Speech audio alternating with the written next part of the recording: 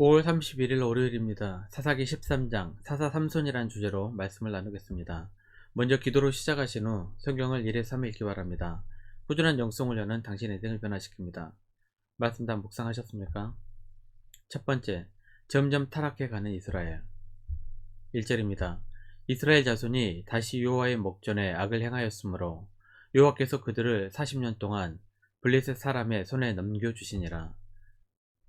이스라엘 자손이 다시 여호와의 목전에 악을 행하였으므로 라는 말은 사사기를 읽다 보면 계속해서 반복되는 구절입니다.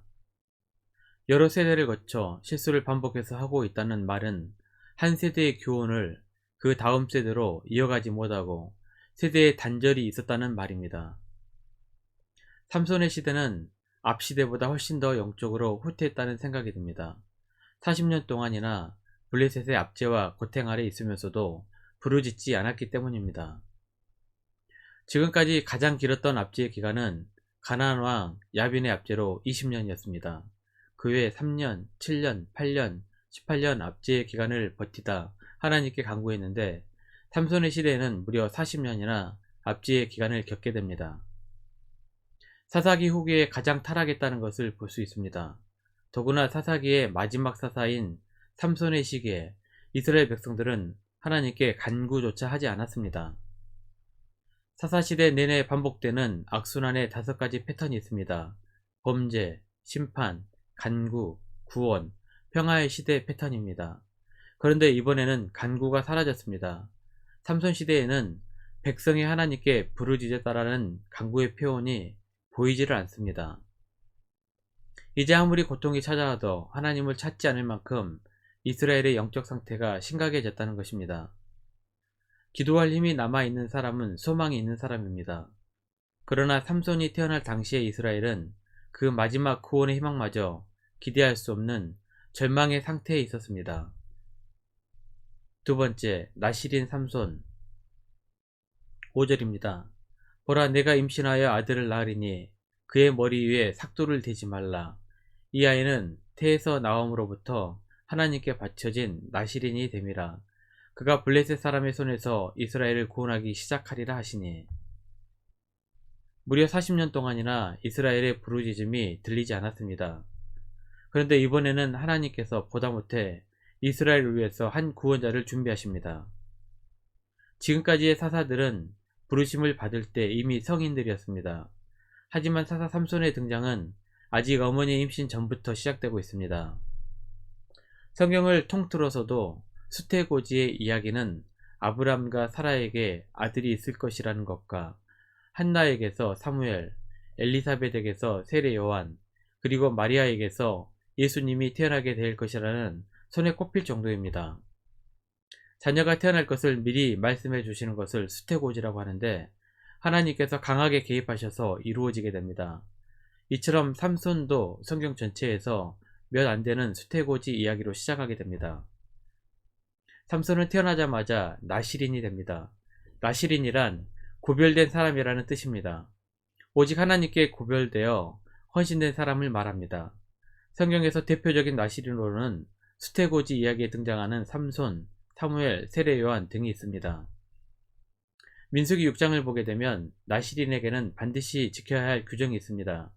포도주와 독주를 멀리해야 하며 머리에 삭도를 대지 말아야 하고 시체를 가까이 해서는 안 됩니다. 로마서 13장 13절 14절입니다. 낮에와 같이 단정히 행하고 방탕하거나 술 취하지 말며 음란하거나 호색하지 말며 다투거나 시기하지 말고 오직 주 예수 그리스도로 옷 입고 정욕을 위하여 육신의 일을 도모하지 말라. 우리는 이 시대의 하나님의 나라와 그의 의를 위하여 부름받은 영적 나실인으로서 그리스도로 옷 입고 모든 생활에 절제가 있어야 할 것입니다. 세 번째, 마노아의 자녀 양육관. 8절입니다. 마노아가 여호와께 기도하여 이르되 주여 구하옵나니 주께서 보내셨던 하나님의 사람을 우리에게 다시 오게 하사 우리가 그 낳을 아이에게 어떻게 행할지를 우리에게 가르치게 하소서 하니. 불임이었던 아내에게 아들을 낳게 될 것이란 이야기를 들은 마노아는 하나님께 그 낳을 아이를 어떻게 키워야 하는지 분명히 가르쳐 달라고 기도합니다. 마노아는 자녀는 하나님께서 주신 선물임을 분명히 알았습니다. 그리고 그 자녀를 하나님의 방식대로 키우려고 했습니다. 시편 127편 3절입니다. 보라, 자식들은 여호와의 기업이요 태의 열매는 그의 상급이로다. 자녀들은 여호와의 기업입니다. 그러므로 하나님의 뜻대로 하나님의 방식대로 양육해야 합니다. 하나님은 이스라엘 자손들을 하나님의 말씀대로 철저히 가르치도록 명령하셨습니다. 신명기 6장 6절에서 9절입니다. 오늘 내가 내게 명하는 이 말씀을 너는 마음에 새기고 내 자녀에게 부지런히 가르치며 집에 앉았을 때에든지 길을 갈 때에든지 누워 있을 때에든지 일어날 때에든지 이 말씀을 강론할 것이며 너는 또 그것을 내 손목에 메어 기호를 삼으며 내 미간에 붙여 표로 삼고 또 내 집 문설주와 바깥문에 기록할지니라. 신명기 6장을 쉐마 교육이라고 하는데 미노아의 가정에서도 철저히 이루어졌을 것이라는 것을 알 수 있습니다. 14절입니다. 포도나무의 서산을 먹지 말며 포도주와 독주를 마시지 말며 어떤 부정한 것도 먹지 말고 내가 그에게 명령한 것을 다 지킬 것이니라 하니라. 하나님의 사자는 이전에 마노아의 부인에게 했던 말씀을 다시 가르쳐 주셨습니다. 이것은 그에게 주시는 아들이 나시린임을 분명히 한 것입니다. 그에게 포도주와 독주와 부정한 음식은 먹지 말고 그에게 명령한 것은 다 지키라는 것입니다. 하나님의 온전한 사람으로 구별되어 살려면 세상과 다른 가치관과 다른 믿음이 필요합니다. 하나님은 마노아 부부에게 그 아이를 세상에 물들이지 않는 사람으로 키우도록 방향을 준 것입니다. 네 번째, 여호와의 사자와 대면한 마노아. 15절입니다. 마노아가 여호와의 사자에게 말하되 구하옵나니 당신은 우리에게 머물러서 우리가 당신을 위하여 염소 새끼 하나를 준비하게 하소서 하니. 마노아는 여호와의 사자에게 음식을 대접하려고 합니다. 당시 염소 새끼를 잡아 대접한다는 것은 손님에 대한 최고의 대접이었습니다. 그런데 하나님의 사자는 이를 거절하면서 다음과 같이 말합니다. 16절입니다. 여호와의 사자가 마노아에게 이르되 내가 비록 나를 머물게 하나 내가 내 음식을 먹지 아니하리라. 번제를 준비하려거든 마땅히 여호와께 드릴지니라 하니 이는 그가 여호와의 사자인 줄을 마노아가 알지 못함이었더라. 여호와의 사자는 감사의 대상이 누구인지 분명히 알려주고 있습니다.